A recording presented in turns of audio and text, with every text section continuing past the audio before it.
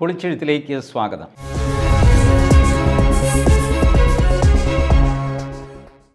നമസ്കാരം. പൊളിച്ചെഴുത്തിലേക്ക് സ്വാഗതം. കേരളത്തിൽ വലിയ കോലാഹലം സൃഷ്ടിച്ച കൊലപാതകമായിരുന്നു പാലക്കാട്ടെ RSS നേതാവ് ശ്രീനിവാസൻ്റെ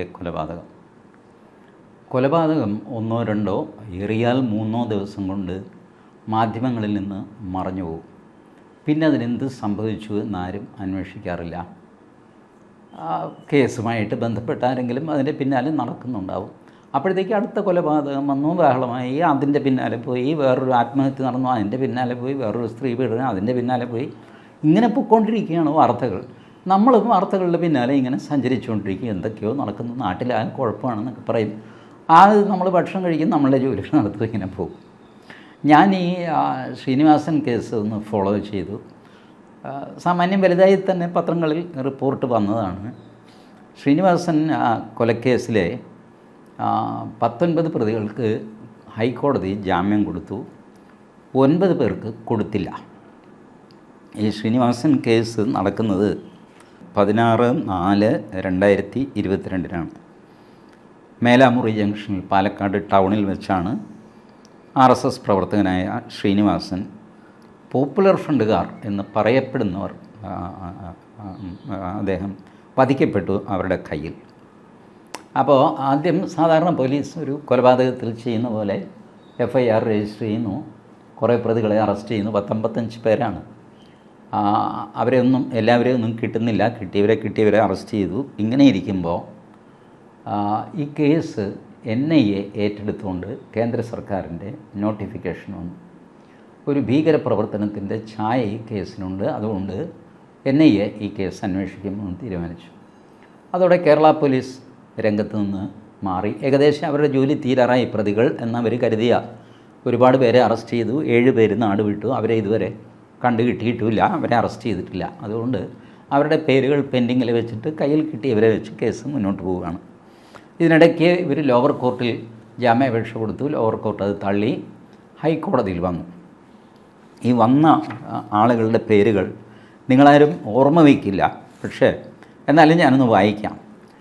അഷ്റഫ്, സാദിഖ്, ഷിഹാസ്, അൻസാരി, മുജീബ്, നജിമുദ്ദീൻ, സൈനുദ്ദീൻ, ഉസ്മാൻ, മുഹമ്മദ് അലി, സുലൈമാൻ. ഇത്രയും പേര് ഒരു ബെയിൽ ആപ്ലിക്കേഷൻ മൂവ് ചെയ്തിരിക്കുന്നു. അടുത്ത ബെയിൽ ആപ്ലിക്കേഷൻ രാഗം അലി, ഫയാസ്, സദ്ദാം ഹുസൈൻ, അഷ്റഫ്, അക്ബർ അലി, നിഷാദ്, റഷീദ്, സൈദാലി, നൗഷാദ്. ഇത്രയും പേര് അടുത്ത ബെയിൽ ആപ്ലിക്കേഷൻ. ഈ ബെയിൽ ആപ്ലിക്കേഷനെല്ലാം ഒരുമിച്ചാണ് കോടതി പരിഗണിക്കുന്നത്. പക്ഷേ പ്രതികൾക്ക് വേണമെങ്കിൽ കോമൺ ആയിട്ടൊരു ബെയിൽ ആപ്ലിക്കേഷൻ മൂവ് ചെയ്യാം, ഒരു വക്കീലിനെ വെച്ച് വാദിക്കാം. അല്ലെങ്കിൽ ഞാൻ പറയുകയാണ് എനിക്ക് പ്രത്യേകം വക്കീൽ വേണം, എനിക്ക് നിങ്ങളുടെ കൂടെ ഫൈറ്റ് ചെയ്ത് ഞാൻ തോറ്റുപോകും, അതുകൊണ്ട് എനിക്കതൊന്നും കോമൺ വക്കീൽ പറ്റില്ല, എനിക്ക് എൻ്റെ വക്കീൽ. ആയിക്കോട്ടെ, അങ്ങനെയും ചെയ്യാം. അങ്ങനെ ചെയ്ത ആളാണ് മുഹമ്മദ് മുബാറക്. 34 വയസ്സുള്ള വൈപ്പിൻകാരനാണ്, ഇടവനക്കാട് വൈപ്പിൻ. മുഹമ്മദ് മുബാറക് മാത്രം ഒരു ജാമ്യാപേക്ഷ മൂവ് ചെയ്യുന്നു. അത് കഴിഞ്ഞിട്ട് 2 പേര് ചേർന്ന് മുഹമ്മദ് റിസ്വാൻ പിന്നെ അഷ്ഫാഖ്, ഈ 2 പേര് പ്രത്യേകം മൂവ് ചെയ്യുന്നു. പിന്നെ 2 പേര് യഹ്യ കോയ തങ്ങൾ, അബ്ദുൾ റൌഫ്, ഇവർ 2 പേര് ചേർന്ന് പ്രത്യേകം മൂവ് ചെയ്യുന്നു. ഒരുപാട് പ്രതികളാണ്. അബ്ദുൾ സത്താർ എന്ന് പറഞ്ഞൊരു മനുഷ്യൻ ഒറ്റയ്ക്ക് ജാമ്യാപേക്ഷ മൂവ് ചെയ്യുന്നു. വീണ്ടും അബ്ദുൾ കബീർ എന്ന് പറഞ്ഞ ആൾ വേറെ ജാമ്യാപേക്ഷ മൂവ് ചെയ്യുന്നു. ഇത്രയും പേരാണ് ഈ കേസിൽ ജാമ്യത്തിന് വേണ്ടി അപേക്ഷ സമർപ്പിച്ചത്. ഈ കേസിൻ്റെ ഒരു പ്രത്യേകത, ശ്രീനിവാസൻ്റെ വധക്കേസ് കഴിഞ്ഞപ്പോൾ പോപ്പുലർ ഫ്രണ്ട് നിരോധിക്കപ്പെട്ടു. നിരോധിക്കപ്പെട്ട സംഘടനയിലെ അംഗങ്ങളായ 9 പേർ, അവരുടെ പേരിൽ കേസ് എറണാകുളത്ത് നിലവിൽ വന്നു. അവരെയും അറസ്റ്റ് ചെയ്തു. അപ്പോൾ 2 ടൈപ്പ് പ്രതികളാണ് കോടതിയുടെ മുമ്പിൽ വന്നിരിക്കുന്നത്. ഒന്ന് ഡയറക്റ്റ് ശ്രീനിവാസൻ മർഡർ കേസിലെ പ്രതികൾ, വേറൊന്ന് പോപ്പുലർ ഫ്രണ്ടിൻ്റെ പ്രവർത്തകർ, ബുദ്ധി കേന്ദ്രങ്ങൾ. അവർ ശ്രീനിവാസൻ മർഡറിന് കാരണമായി എന്ന് ആരോപിക്കപ്പെടുന്നു.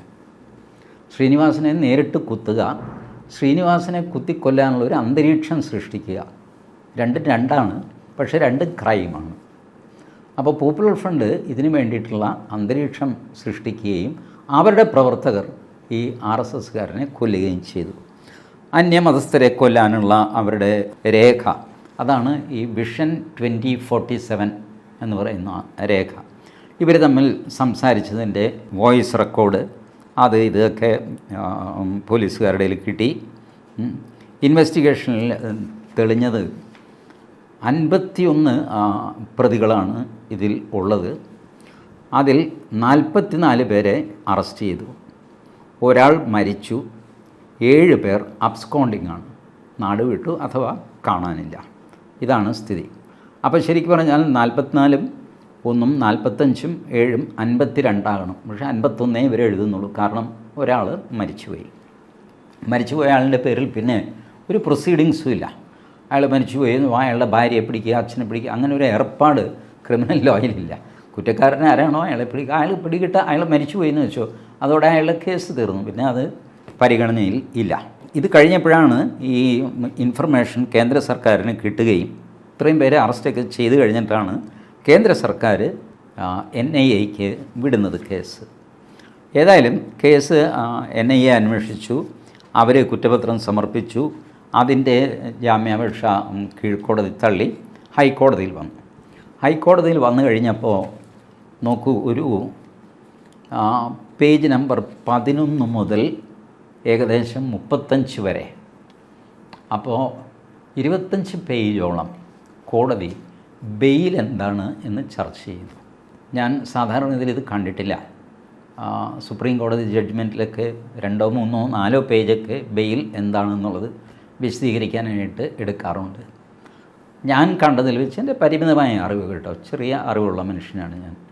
ഈ 25 പേജൊക്കെ ബെയിൽ എന്താണ് എന്ന് ചർച്ച ചെയ്യാൻ ഇന്ത്യയിലെയും വിദേശത്തെയും പലവിധ ജഡ്ജ്മെൻറ്റ്സ് എടുത്ത് നോക്കി അത് കോർത്തിണക്കി ബെയിൽ ഒരു മനുഷ്യൻ്റെ അടിസ്ഥാനപരമായ അവകാശമാണ് എന്ന് സ്ഥാപിക്കാനാണ് കോടതി 25 പേജെങ്കിലും എടുക്കുന്നത്.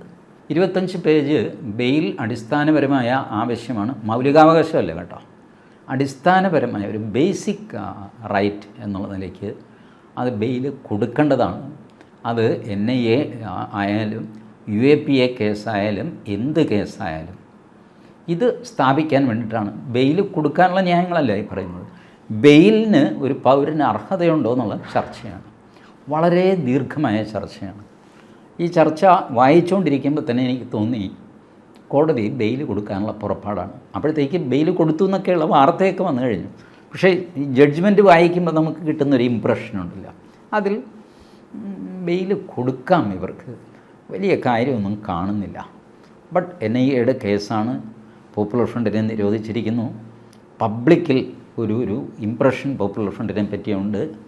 അവലും മലരും വാങ്ങിച്ചോ, കുന്തിരിക്കം വാങ്ങിച്ചോ, ഓർമ്മയുണ്ടല്ലോ. ഇങ്ങനെയൊക്കെ ചെയ്ത് ആളുകളെ ടെററൈസ് ചെയ്ത് നിർത്തിയിരിക്കുകയാണ് ഈ സംഘടന.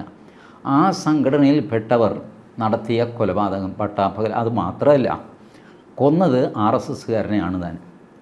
അപ്പോൾ അവരുടെ വിഷൻ ഡോക്യുമെൻറ്റിൽ അവർ പറയുന്നത് അന്യമതസ്ഥരെ വകവരുത്തുക, അവരുടെ എണ്ണം കുറയ്ക്കുക. അങ്ങനെ 2047 ആകുമ്പോൾ ഭാരതം ഒരു ഇസ്ലാമിക രാഷ്ട്രമാക്കി മാറ്റുക. ഇസ്ലാമിക രാഷ്ട്രമാക്കാൻ 2 മാർഗങ്ങളാണ്. ഒന്ന് ഇസ്ലാമിൻ്റെ എണ്ണം കൂട്ടുക, മറ്റൊന്ന് മറ്റ് മതക്കാരുടെ എണ്ണം കുറയ്ക്കുക. അതിന് പോപ്പുലർ ഫ്രണ്ട് കണ്ടുപിടിച്ച മറ്റ് മതക്കാരുടെ എണ്ണം പല രീതിയിൽ കുറയ്ക്കാം.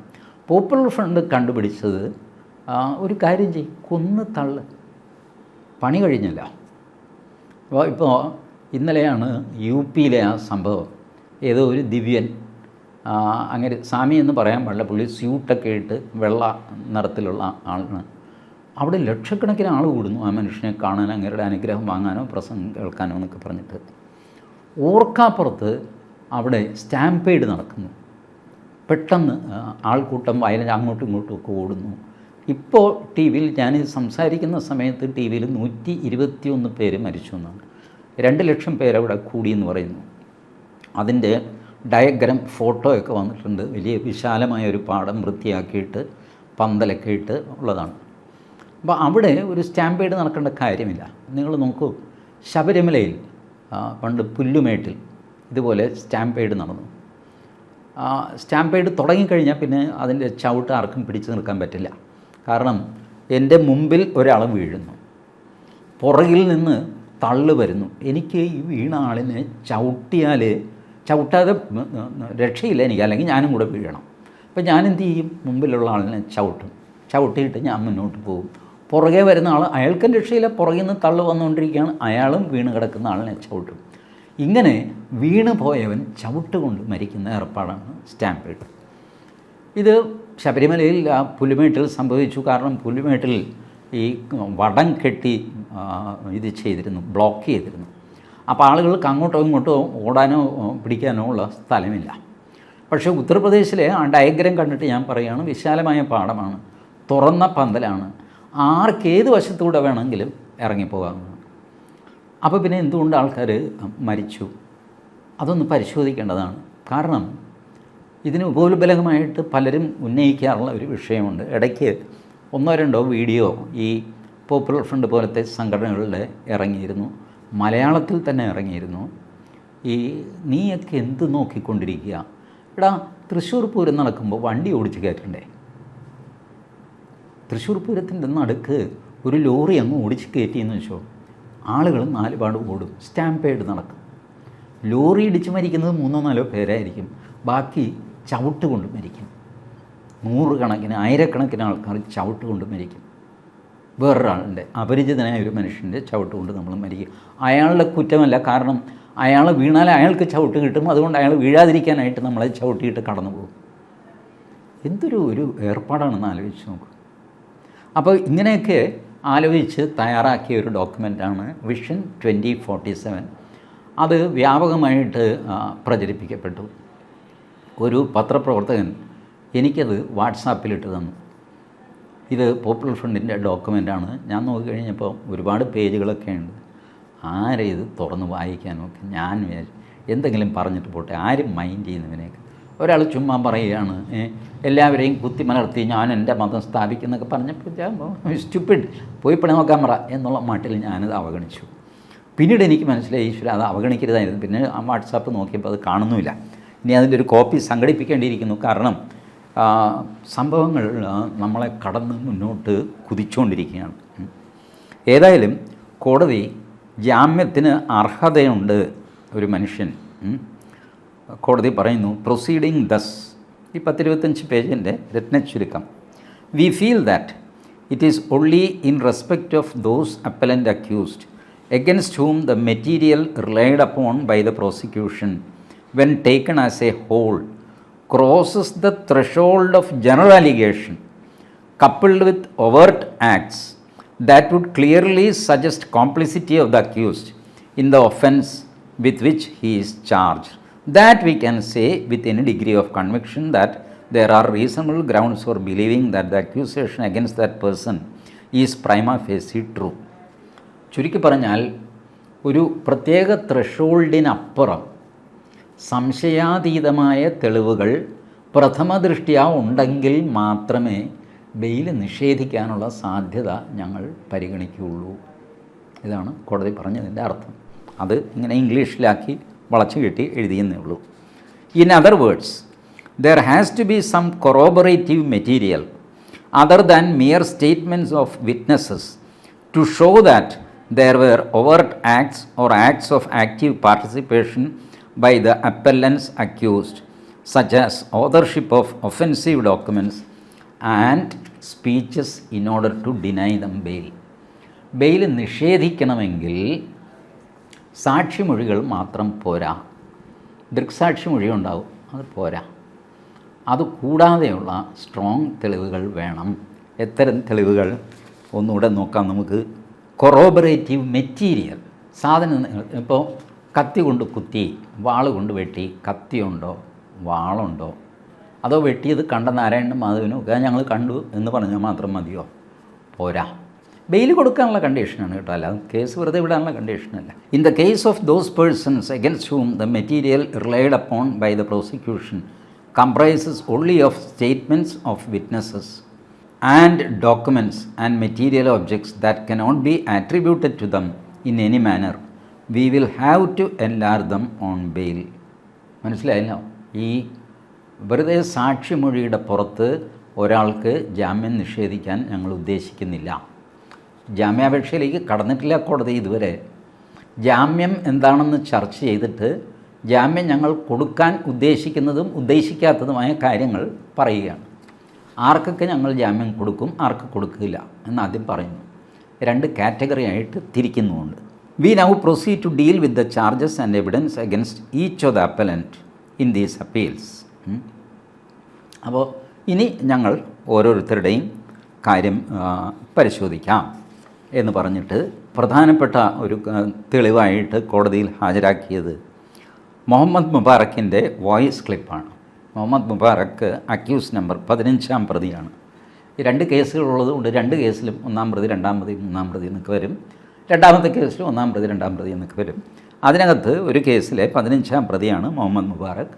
മുഹമ്മദ് മുബാറക്കിൻ്റെ ഒരു വോയിസ് ക്ലിപ്പ് മൊബൈൽ ഫോണിൽ നിന്ന് പോലീസിന് കിട്ടി. അത് എല്ലാ സ്ഥലത്തും എല്ലാവർക്കും എതിരെ പോലീസ് ഉപയോഗിക്കുന്നു. പിന്നെയുള്ളത് ഒരു 3 പേര് മാപ്പ് സാക്ഷിയായിട്ട് ഇതിൽ മാറുന്നുണ്ട്. അവരുടെ പേര് പറഞ്ഞിട്ടില്ല കോടതി, അപ്രൂവേഴ്സ് എന്ന് മാത്രമാണ് പറഞ്ഞിരിക്കുന്നത്. 3 പേര് മാപ്പ് സാക്ഷിയായിട്ട്. മാപ്പ് സാക്ഷി എന്ന് പറഞ്ഞു കഴിഞ്ഞാൽ ഒരു സംഭവത്തിൽ നമ്മൾ പ്രതിയാവുക. പ്രതിയായി കഴിഞ്ഞിട്ട് നമുക്കൊരു മാനസാന്തരം വരുന്നു. അറസ്റ്റ്, റിമാൻഡ്, ജയിൽ, ഇതിൻ്റെയൊക്കെ മാനസികമായ സമ്മർദ്ദമുണ്ടല്ലോ. ഇത് വരുമ്പോൾ അല്ലെങ്കിൽ യഥാർത്ഥത്തിൽ പശ്ചാത്താപമുണ്ടായി, എൻ്റെ ദൈവമേ ഞാൻ എന്തൊക്കെയാണ് ചെയ്ത് കൂട്ടിയത്, ഇങ്ങനെ തോന്നിയിട്ട് 2 കാരണങ്ങൾ കൊണ്ടുമാകാം. കാരണം എന്തും ആയിക്കോട്ടെ, നമ്മൾ മാപ്പ് സാക്ഷിയായിട്ട് നമ്മൾ പറയുന്നു, ഞാൻ സാക്ഷി പറയാം, ഞാൻ ആ കൂട്ടത്തിലുണ്ടായിരുന്നു, ഞാനും കൂടെ ചേർന്നാണ് ഈ കൊലപാതകം ചെയ്തത്, എന്തൊക്കെ നടന്നുവെന്ന് ഞാൻ പറയാം, ആരൊക്കെ ഉണ്ടായിരുന്നു എന്ന് ഞാൻ പറയാം. അപ്പോൾ മാപ്പ് സാക്ഷി ആക്കുന്ന ഒരു പ്രൊസീജിയറുണ്ട് കോടതിയിൽ. വെറുതെ ഞാനങ്ങോട്ട് പറയാമെന്ന് പറഞ്ഞാലൊന്നും ആരും കേൾക്കില്ല. കാരണം ഈ മാപ്പ് സാക്ഷിയുടെ വാക്ക് വിശ്വസിക്കുന്നത് ഇങ്ങനെ 4 പേര് കൂടെ കൊലപാതകം ചെയ്തു, എന്നിട്ട് ഒരാൾ പറയുകയാണ് ഞാനിതെല്ലാം കൂടെ വിളിച്ച് പറയാം എന്ന് പറഞ്ഞു കഴിഞ്ഞാൽ അയാളെപ്പറ്റി കോടതിക്ക് ആദ്യം സംശയം തോന്നും. ഇയാളെന്താ കാലുമാറുന്നത്? ഈ കാലുമാറ്റക്കാരൻ്റെ വാക്ക് എങ്ങനെ വിശ്വസിക്കാം? അപ്പോൾ ഇങ്ങനെയൊക്കെയുള്ള പ്രശ്നങ്ങളുണ്ട് മാപ്പ് സാക്ഷിക്ക്. അതുകൊണ്ട് മാപ്പ് സാക്ഷി ആവാൻ പ്രയാസമാണ്. ആയിക്കഴിഞ്ഞാലും ശിക്ഷയില്ലാതെ ഒന്നും ആക്കില്ല. ശിക്ഷ എന്തോ ഇളവ് ചെയ്യാൻ വളരെ കോംപ്ലിക്കേറ്റഡ് ആയിട്ടൊരു സംഗതിയാണ്. ബട്ട് പലരും മാപ്പ് സാക്ഷി ആവാറുണ്ട്. കാരണം ടെൻഷൻ ഒഴിവാകും മാപ്പ് സാക്ഷിയായി കഴിഞ്ഞാൽ. പിന്നെ നിങ്ങളെ ഉപദ്രവിക്കുക, ചോദ്യം ചെയ്യുക, ഇതുപോലത്തെ വലിയ പ്രശ്നമൊന്നും ഉണ്ടാവില്ല. അപ്പോൾ ഈ മുബാറക്കിൻ്റെ ടെലിഫോണിൽ നിന്ന് കിട്ടിയ വോയിസ് ക്ലിപ്പ് അന്വേഷിച്ച് പോയിട്ടാണ് ഇവർക്ക് ഈ പ്രിൻറ്റഡ് ഡോക്യുമെൻ്റ് കിട്ടുന്നത്. India 2047 towards rule of Islam in India, ഇതാണ് ഇതിൻ്റെ പേര്. ഞാൻ നേരത്തെ പറഞ്ഞില്ലേ വിഷൻ ഡോക്യുമെൻ്റ്, അതിൻ്റെ ശരിയായ പേര് India 2047 towards rule of Islam in India. അതിലെഴുതിയിട്ടുണ്ട് internal document not for circulation. അകത്തെ സംഘടനയ്ക്കുള്ളിലെ രേഖയാണ്, ഇത് സർക്കുലേറ്റ് ചെയ്യരുത്. അപ്പോൾ നിങ്ങൾ ഓർക്കും എങ്ങനെ എൻ്റെ കയ്യിൽ ഇത് വന്നിട്ട് ഞാൻ ശ്രദ്ധിക്കാതെ വിട്ടു എന്നൊക്കെ പറഞ്ഞില്ലേ. എനിക്ക് കിട്ടും പോപ്പുലർ ഫണ്ടിൻ്റെ ഇൻറ്റേർണൽ ഡീറ്റെയിൽസ് കിട്ടാനും അതിന് മാത്രമുള്ള പ്രാപ്തിയൊക്കെ എനിക്കുണ്ട് കേട്ടോ. എന്തുവായിക്കോട്ടെ, it is in the nature of a vision statement that deals with the present state of the Muslim community in India. ഇന്നത്തെ ഭാരതത്തിലെ മുസ്ലിങ്ങളുടെ സ്ഥിതി എന്താണ് എന്ന് വിവരിക്കും ആദ്യം. that sees the establishment of an Islamic government in India and gives a narration of the means, mostly covert and violent, by which its author, apparently a member or supporter of PFI, seeks to attain his or the organization's objective.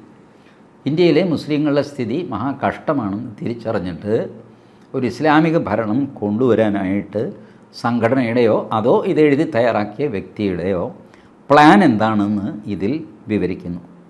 There is no authorship attributed to anyone in the document. Document തയ്യാറാക്കിയ ആളിൻ്റെ പേര് ഡോക്യുമെൻറ്റിൽ ഇല്ല. However the prosecution appears to proceed on the assumption that all the accused herein have subscribe to the views contained therein. പ്രോസിക്യൂഷൻ്റെ case, NIAയുടെ case ഈ vision document India 2047 എന്നുള്ള ഡോക്യുമെൻറ്റിൽ പറഞ്ഞിരിക്കുന്ന കാര്യങ്ങളെല്ലാം വിശ്വസിക്കുന്നവരാണ് ഈ പ്രതികൾ എന്ന് പ്രോസിക്യൂഷൻ വിചാരിക്കുന്നു. അങ്ങനെയാണ് പ്രോസിക്യൂഷൻ മുമ്പോട്ട് പോയിരിക്കുന്നതെന്നാണ് കോടതിയുടെ കണ്ടെത്തൽ. ഈ ഡോക്യുമെൻ്റ് അവർക്ക് കിട്ടിയിരുന്നു, അവരിതിൻ്റെ മെമ്പർമാരൊക്കെയാണ്. പക്ഷേ ആ ഡോക്യുമെൻറ്റിൽ പറഞ്ഞിരിക്കുന്നതൊക്കെ സത്യമാണ്, ശരിയാണ്, ചെയ്യേണ്ടതാണെന്ന് ഇവർ വിശ്വസിച്ചു എന്നുള്ളതിന് തെളിവില്ലല്ലോ. ഇതുകൊണ്ടാണ് ഞാൻ പറഞ്ഞത്, ആദ്യമേ തന്നെ 10-25 പേജ് ബെയിലിന് വേണ്ടി കോടതി മാറ്റിവെച്ചു എന്ന് പറഞ്ഞാൽ കോടതിയുടെ ഇൻക്ലിനേഷനാണ് അത് കാണിക്കുന്നത്. ബെയിൽ കൊടുത്തേക്കാം കുറച്ച് പേർക്കെങ്കിലും. കുറേ കാലമായില്ലേ ഇവർ ജയിലിൽ കിടക്കുന്നത്, 2 വർഷമായി, 2022 മുതൽ ജയിലിലാണ്. അങ്ങനെ പോയി കോടതി ഫൈനലി എത്തിച്ചേരുന്നത് ഈ കുറേ അധികം പേർക്ക് ബെയിൽ കൊടുത്തുകൊണ്ടാണ്. അതിന് കോടതി പലവിധ ന്യായങ്ങൾ പറയുന്നുണ്ട്. ഇപ്പോൾ പ്രധാനമായും ഈ മുഹമ്മദ് മുബാറക്കിൻ്റെ വോയിസ് ക്ലിപ്പ്, അയാളുടെ മൊബൈലിൽ നിന്നാണ് അത് കിട്ടിയത്. പക്ഷേ കോടതി ചോദിക്കുന്നു, അത് അയാളുടെ ശബ്ദമാണെന്നുള്ളതിന് തെളിവെന്താ എന്ന് ചോദിക്കുന്നു. എൻ്റെ മൊബൈലിൽ നിന്ന് ഞാൻ അയക്കുന്നൊരു വോയിസ് ക്ലിപ്പിൻ്റെ ഉടമസ്ഥൻ ഞാനല്ലാതെ പിന്നെ വേറെ ആരെങ്കിലും ആകുമോ? സാധാരണഗതിയിൽ ആകില്ല. ഏതായാലും അത് വെച്ചിട്ട് കോടതി ഈ 19 പേരെ വെറുതെ വിടുകയും ഒരു 9 പേർക്ക് ജാമ്യം നിഷേധിക്കുകയും ചെയ്തു. ശരിക്കും പറഞ്ഞാൽ ചെയ്തിരിക്കുന്നത് ശ്രീനിവാസൻ മർഡർ കേസിലെ പ്രതികൾക്ക് ജാമ്യം കൊടുത്തു. പോപ്പുലർ ഫ്രണ്ടിൻ്റെ ഈ വിഷൻ ഡോക്യുമെൻ്റ് തയ്യാറാക്കി പിടിച്ചു എന്നൊക്കെ പറഞ്ഞിട്ട് എറണാകുളത്ത് രജിസ്റ്റർ ചെയ്ത NIA കേസിലെ പ്രതികൾക്ക് ജാമ്യം കൊടുത്തുമില്ല. അപ്പോൾ ഈ ഡോക്യുമെൻ്റ് തയ്യാറാക്കി അന്തരീക്ഷം തയ്യാറാക്കിയ ആൾക്കാരെ പുറത്തു വിട്ടിട്ടില്ല. അതേസമയം ഈ ഡയറക്റ്റ് കൊലപാതകത്തിൽ പങ്കെടുത്തു എന്ന് വിചാരിക്കുന്നവർക്ക് ജാമ്യം കൊടുക്കുകയും ചെയ്തു. കർശനമായ വ്യവസ്ഥകളോടെ സ്റ്റേഷൻ വിട്ടു പോകരുത്, ഈ പറഞ്ഞ പാസ്പോർട്ട് സറണ്ടർ ചെയ്യണം, ഇൻവെസ്റ്റിഗേഷൻ ഓഫീസർ വിളിക്കുമ്പോഴൊക്കെ ഹാജരാവണം, ഇവരുടെ മൊബൈൽ ഫോൺ എപ്പോഴും ഓണായിരിക്കണം, അതിൽ ലൊക്കേഷൻ ഓണായിരിക്കണം, ഏത് ലൊക്കേഷനിലാണ് നിങ്ങളെന്ന് തുടർച്ചയായിട്ട് പോലീസിന് മോണിറ്റർ ചെയ്യാൻ പറ്റണം. ഇങ്ങനെയൊക്കെ വളരെ ബുദ്ധിമുട്ട് പിടിച്ച കണ്ടീഷൻസ് ഇട്ടിട്ടാണ് കൊടുത്തിരിക്കുന്നത്. എന്നാലും ജാമ്യം കൊടുത്തു. ഞാൻ പ്രതീക്ഷിക്കുന്നതും ആഗ്രഹിക്കുന്നതും ഈ കൊടുത്ത ജാമ്യത്തെ സുപ്രീം കോടതിയിൽ NIA ചോദ്യം ചെയ്യണം. ഇത് വെറുതെ വിട്ടുകൂടാ. ഇങ്ങനെ ജാമ്യം കൊടുക്കുന്നത് ജാമ്യത്തിൻ്റെ ഒരു അന്തരീക്ഷം കോടതി ഉണ്ടാക്കുകയും നേരത്തെ തന്നെ ജഡ്ജ്മെൻറ്റ് വായിച്ചു കഴിഞ്ഞാൽ തന്നെ ജാമ്യം കൊടുക്കാൻ പോകുന്നു എന്നൊരു പ്രതീതി സൃഷ്ടിക്കുകയും ഒക്കെ ചെയ്യുന്നത്, അത് കോടതി എന്തെങ്കിലും മനഃപൂർവ്വം ചെയ്തു എന്ന് ഞാൻ പറയുകയല്ല. ഇതൊക്കെ എല്ലാ ജഡ്ജ്മെൻറ്റിലും ഒക്കെ ഉണ്ടാവാറൊക്കെ ഉണ്ട്. I am not casting any aspirations on the high court, but it happens. But it must be, this is ഒരു ഫാക്ച്വലി ഇൻകറക്റ്റായ, പ്രിസംഷൻ വെച്ച് നോക്കിക്കഴിഞ്ഞാൽ പോലും ഇൻകറക്റ്റായ ഒരു ജഡ്ജ്മെൻറ്റാണ്.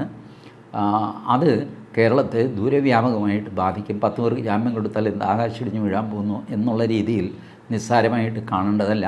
സുപ്രീം കോടതിയിൽ ഇത് ചലഞ്ച് ചെയ്യണം എന്ന് ഞാൻ NIA യോട് ആവശ്യപ്പെടുന്നു. പുതിയൊരു പൊളിച്ചെഴുത്തുമായി വീണ്ടും കാണാം. നമസ്കാരം.